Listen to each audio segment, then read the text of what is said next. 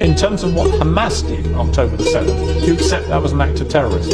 It's an interesting question because It's not really. It is. No, it's a very straightforward because question. you're the person who would have called Nelson Mandela a terrorist while he was still in jail, and one person's terrorist and another person's freedom fighter. I wouldn't For me to have called answer him the question, yes, you would have. For me to answer the question, I have to be very professional, Pierce. For me to sit on the outside in Romania with no personal involvement in Israel-Palestine, it's easy for me to say yes, it was an act of terrorism. However, if I was in Gaza, if I was in an open-air prison, if my family had been annihilated by bombs from the sky, if everybody I knew had suffered the loss of a loved one, if I had no chance of any kind of freedom or democracy or standard of life, would I believe it was an act of terror, or would I believe it's an act of resistance against oppression? I understand what happens when you take people and put them in such an inhumane condition. So anybody to sit and say that you're going to take people and put them in absolutely inhumane conditions and give them no standard of life, and they're not allowed